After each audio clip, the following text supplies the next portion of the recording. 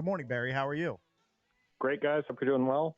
We are doing well. So what were your takeaways from the Commanders' close game against the Ravens? Look, the Ravens clearly outclassed them as far as offense, rushing. I mean, the Commanders' blueprint is to beat people on the ground, to bully them, kind of like the Ravens do. The Ravens just do it better. But give them credit. A rookie in his sixth game on the road in a hostile environment acquitted himself rather well. And I'm guessing if I told you a couple months ago the Commanders are going to be 4-2 heading into Week 7, you would have been pretty pleasantly surprised with that. Yeah, I mean, I think the takeaway is pretty universal. I mean, I don't know how you could say, wow, they were just blown off the ball and outclassed in every facet of the game, and they have so much work to do to get to that level. And I don't think you can say, wow, this means they're Super Bowl contenders. I think you're in the middle there with, and the most important part is Daniels. It's not that the defense can't stop the run because, one, a lot of people are not going to be able to stop Lamar Jackson and Derrick Henry as a combination. And two, we know that this defense has holes. I mean, the conversation we could have had on September 1st that we all would have believed is, man, they need help at corner. Man, they need an edge rusher. That doesn't change. What's changed from September 1st, I think, is we now have a pretty known commodity at quarterback. And, well, everybody keeps saying there's going to be blips, there's going to be ups and downs. It seems to me that there's a lot fewer of those than you would think. I mean, they lost the game. He didn't turn the ball over. He has two picks through 6 games. If you had had the over-under at 2.5 turnovers for this guy through 6 games, I would have taken the over hard. So I think everybody is probably feeling similarly that they've solved the quarterback position as long as he stays healthy. And now you look at the schedule, and instead of saying like, well, they're definitely going to lose, a Thursday night game at Philly, or they're definitely going to lose at home to the Steelers, they're not going to run the table, but there's also no game on their schedule that they can't win. And that's kind of an amazing position to be in. Think about how you felt after the Tampa game where they kind of got steamrolled a little bit. I don't think you would have been thinking those thoughts then. I like to hear what you're saying about Jaden because I got a producer over here that's very stubborn, and he will not say nice things about him. He loves to beat up on my skins, and he says he's playing well. I got another guy over here, and Jason, who says he's good, but he's wondering if this could be the peak, and that the rest of his career will just be all downhill. Well, hold on a second. Yeah. Hold on a second. Go ahead. Barry. Yeah. Yes. Multiple times, Bickle has said Jaden Daniels is going to be the greatest quarterback of all time. No, I did not say that. I mean, am I supposed to? I have to react to that. No, I did not say that. What I said is, I mean, come on. He's going to be what I'm willing to go out ahead over my skis or whatever the cliche is and say, I think he's going to be one of the all-time greats of his generation. He is the guy, barring obviously the frame and injury. Right? Yeah. Like I've seen enough. He's got it, and this is not his best year. He's playing great. He's only going to get better. And you might be right, but I just can't agree that he's going to be one of the greatest quarterbacks ever. You don't have to agree with that. That's too much. Too much. But the idea that he might have peaked already in Week 6 of his professional career, I didn't say peaked. Ridiculous. I didn't say peaked. Drabby's alluding to it. Like he could probably I can't say anything because he's playing well, but he might come back to earth. It's reasonable to want to see a greater body of work. We got to see more. I've seen enough. My elite eyes. What do you see, Barry? No, go ahead. Sorry, Barry. No, not at all. It's your show. I tend to agree with Eric that I think you are. I don't understand how you would think 6 weeks in is the peak. I think anybody would say if he was more up and down than he's been, we'd be saying, well, he's only played 6 games, so he's going to learn how to read defenses better. He's going to learn how to go through his progressions better. He's just going to have an upward trajectory.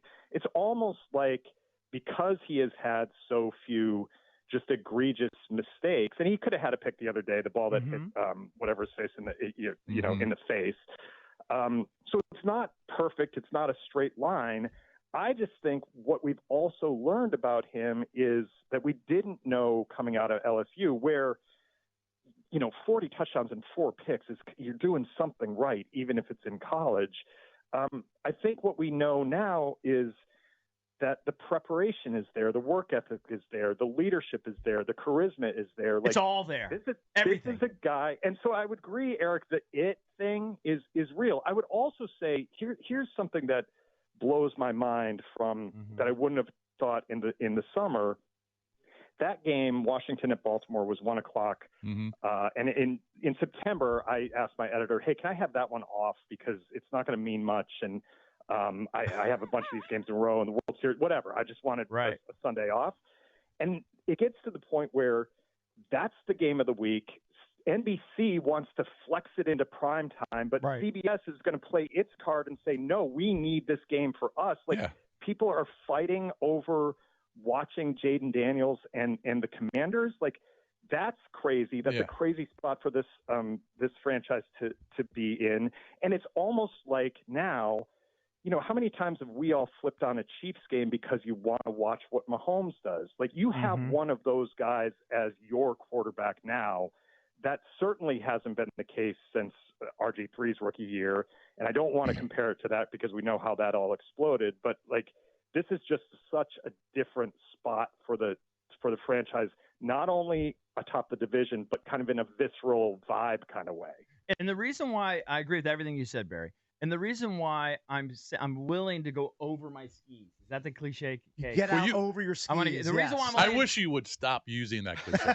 Why? It's a good one. Because come up with another one. No, it's a try. Give me another one. Because you question it. Because you question. Because I'm not good at cliches. That's your thing. It's not my thing. All right, sorry. Continue. Right. So the reason why I'm willing to go out there and be outlandish is because the obvious skill set that we all see, but plenty of guys have had talent. Now, his talent I still think is elite, but what makes him special and what makes all the GOATs, Barry, and you know this as well as anybody, is they outwork everyone. Kobe, Michael Jordan, Tiger, all the great ones. They had great talent, but what made them great is they had the work ethic too, and this kid has all that and more.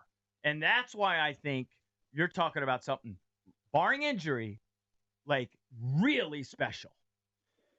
Yeah, I don't disagree with any of that. And I think that's, 6 weeks in, I don't think that part goes away. Right. Sometimes you don't trust what people in the building say about their own people because obviously they have stock and we made the right pick.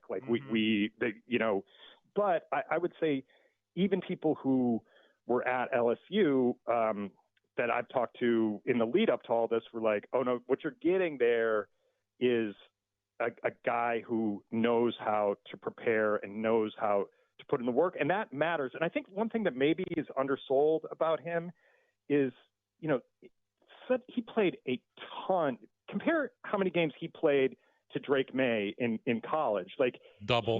He arrives having seen so much more and having learned so much more in 2 different places about how to go about your job. He's essentially been preparing as a professional for quite a while. And I think it's showing up in the lack of egregious throws, the not being too big, the moment not being too big for him. I think the stuff around the athletic ability is more impressive than I would have guessed, and maybe more impressive than the athletic ability, which is honestly astonishing. So I really sound like I'm agreeing with Eric here on everything. Thank you. I'm not you going, are. I haven't said GOAT. I haven't said generational, but I don't know how you could trying to tamp down the enthusiasm on this guy when he's really checked every box.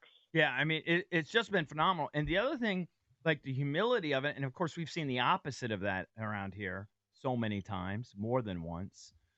They ask him after the game, and you see it, his composure, which I think is part of the experience. He's played in the biggest environments in college, right? Doesn't get any bigger than playing in LSU.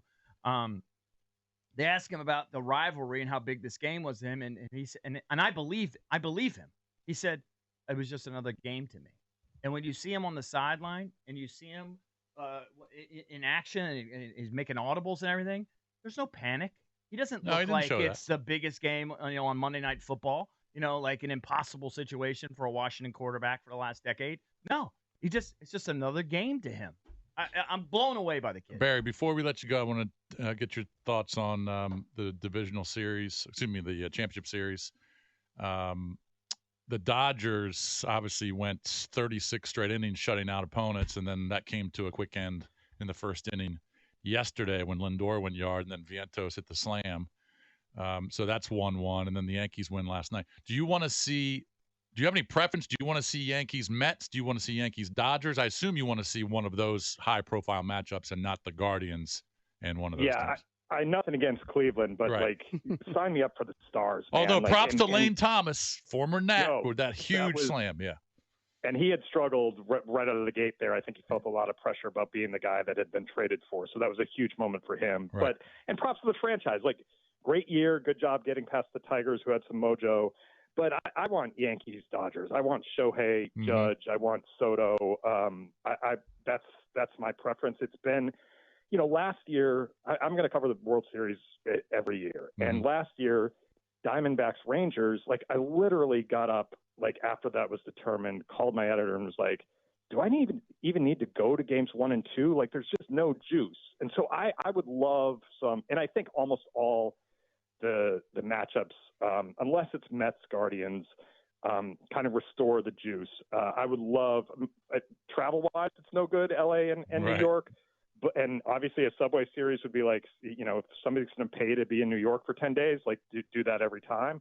But I just feel like baseball would benefit from having those two franchises, and not just the franchises, but the players that make up those franchises right now to be on that stage. I was flipping back and forth between the Yankee game and the kind of dreadful Monday Night Football game last night, but I will never not watch a Soto at bat. It's just appointment TV. He the way he controls things. He's such a star, and so I'd sign me up for Yankees Dodgers every time. And it's crazy how the Dodgers are in this situation because of their injuries in the starting rotation, where they had to do it in the divisional series too against the Padres, that they have to throw a bullpen starter out there. They did it last night, and I haven't looked at the schedule and all the permutations of their rotation. They might have to do it again in this series, I would think. Yeah, they're going to roll Walker Buehler out there in Game 3, right? Who I think he gave up 6 runs in his only postseason start. He's not the horse that he has been, and I feel like in this Dodgers run, which is very much feeling like the Atlanta Braves of the 1990s, where you're like a perennial October participant, and to this point you only have one World Series title to your name, and that was during the 2020 mini season with the crazy tournament that they had in the postseason. I feel like they get to this point with broken pitching a lot, and I don't know if that's the one chink in their armor, because organizationally they are just a juggernaut. They are great at analytics. They're great at scouting. They're great at development. They're great at drafting. They can spend the money and buy players. And they have infinite money, right? Exactly.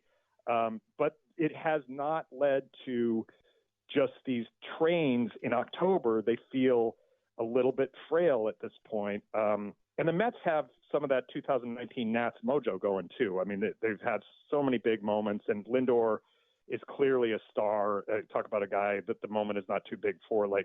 That's a big at bat to get the lid off in the first inning last night, because they had been, shut down, and the Dodgers were rolling. I feel like that series, it's really foolish in baseball to think a series tipped because of one game, the most recent game. But for some reason, I feel like that one tilted to the Mets because of what you said, Jason. Like the Dodgers pitching season's in a little bit of disarray, and maybe the Mets are, that team that got hot at the right time. Barry, always great catching up with you, man. We'll talk to you again soon, okay? Appreciate it, guys.